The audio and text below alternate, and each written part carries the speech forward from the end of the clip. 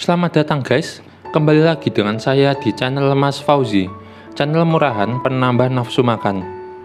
Seperti biasa, saya akan merangkum alur cerita dari film A Tale of Legendary Libido. Film ini menceritakan tentang seorang lelaki yang memiliki buung puyuh besar yang menggenjot wanita satu desa. Sebelum itu, jangan lupa untuk di-subscribe dan klik tombol loncengnya. Oke, sebelum lanjut, kita intro dulu.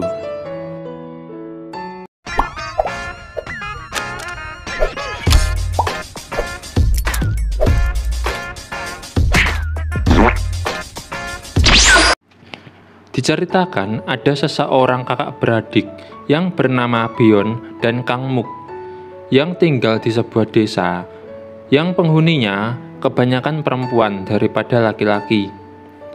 Para perempuan itu menyukai laki-laki yang memiliki buung puyuh yang besar. Sedangkan laki-laki di desa itu rata-rata buung puyuhnya itu kecil. Sedangkan si Bion ini memiliki buung puyuh yang kecil dari yang terkecil. Sedangkan kakaknya, Kang Muk, memiliki buung puyuh yang besar. Di suatu waktu, ada preman dari desa tetangga yang mengganggu Bion saat sedang minum. Karena Bion tidak tahan, preman itu diajar sampai babak belur. Para wanita yang melihatnya itu merasa kagum. Tapi itu berubah saat perempuan tua ini memberitahu bahwa buung puyuhnya si Bion itu kecil dari yang terkecil. Scene berpindah ke Kang Muk yang sedang mandi di sungai karena kecapean habis mencari kayu bakar. Saat sedang mandi, banyak wanita yang mengintipnya. Mereka tergila-gila karena buung puyuhnya Kang Muk itu besar, lebih besar dari ukuran standar. Bion yang melihat itu pun kecewa dan iri. Saat Bion sedang minum di sebuah kedai, pemilik kedai itu menghina si Bion, sehingga Bion ini marah dan menghancurkan barang-barang yang ada di situ. Kang Muk yang melihatnya memukul kepala Bion sampai pingsan. Setelah itu, Kang Muk membawa Bion ke hutan. Sesampai di jembatan, dia melihat gadis cantik yang sedang menari. Dia bernama Dalgaeng. Saat sedang istirahat, dia teringat bahwa yang membuat buung puyuhnya si Bion kecil itu karena dulu saat kakaknya sedang atraksi, tanpa sengaja apinya mengenai buungnya si Bion. Kang Muk mematikan api itu dengan cara menginjak-injak buungnya si Bion, sehingga buungnya lambat berkembang. Keesokan harinya, saat Bion sedang mencuci di kali, dia mendengar percakapan para lelaki. Ternyata mereka berencana untuk meniduri si Dalgaeng. Akhirnya saat malam hari, lelaki buaya itu berkumpul di sungai untuk melihat Dalgaeng mandi. Ternyata Bion juga ikut di situ. Bion diam-diam menyukai si Dalgaeng. Bion seringkali membawakan makanan ke rumah Dalgaeng. Keesokan harinya, saat Dalgaeng sedang mandi, para lelaki itu sedang mengintipnya. Tapi tiba-tiba istri mereka datang. Mereka langsung memarahi si Dalgaeng. Mereka menganggap Dalgaeng ini sebagai pelacur. Tiba-tiba Kang Muk datang dan melerai ibu-ibu itu. Setelah itu Kang Muk membawa si Dalgaeng menemui si Bion. Kang Muk mengatakan bahwa dia berencana menikahi si Dalgaeng.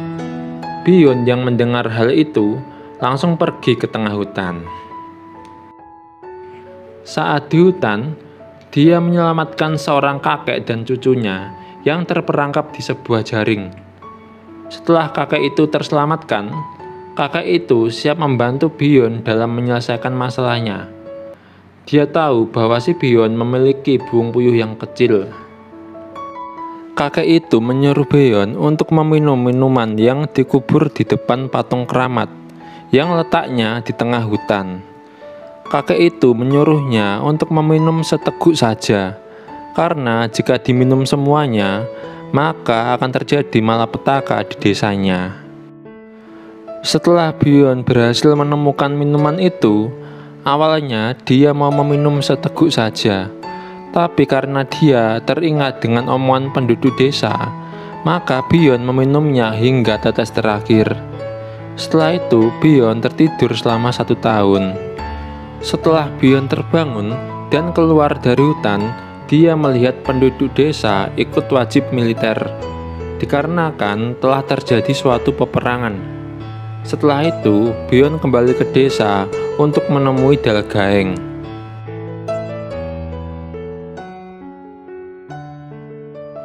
Setelah itu, Beon pergi ke atas bukit dan meminum air di sebuah sungai. Ternyata setelah diminum, airnya itu habis, hanya tersisa ikan-ikannya saja. Setelah itu, dia pipis di sebelah seorang bapak-bapak. Bapak itu kaget setelah melihat pipisnya si Beon. Pipisnya si Beon bak seperti air terjun. Pipisnya bisa menjatuhkan batu besar, memadamkan api, memotong air terjun, dan saking besarnya, pipisnya bisa sampai matahari. Para wanita yang ditinggal suaminya itu pada kagum melihat kekuatan dari buung puyuhnya si Beon. Karena para wanita itu pada penasaran, akhirnya mereka mengintip Beon yang sedang berolahraga pada malam hari. Olahraganya itu bukan menggunakan kaki, melainkan buung puyuhnya. Para wanita itu kaget dan senyum-senyum sendiri setelah tahu buung puyuhnya si Beon. Dan mereka pulang dengan menari-nari dan wajah yang penuh aura kebahagiaan. Di pagi harinya, para wanita di desa itu mulai menggoda si Beon dan berharap lubangnya dimasuki buungnya si Beon.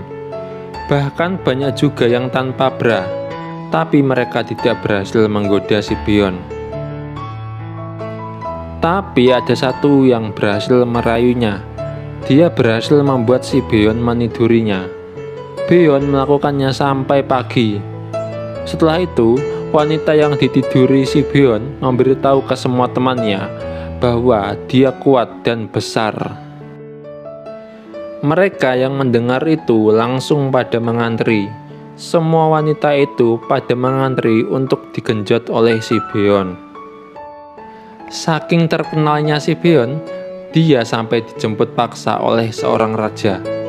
Beon akan diikutsertakan dalam lomba antara Korea dengan orang Barat. Lomba itu adalah berapa banyak beban yang bisa ditahan oleh buung mereka. Dan jika Beon berhasil memenangkannya, maka raja akan membawa Kang Muk pulang. Saat lomba terjadi, awalnya Beon hampir kalah. Tapi berkat godaan dari permaisuri raja, dia berhasil memenangkan lomba itu.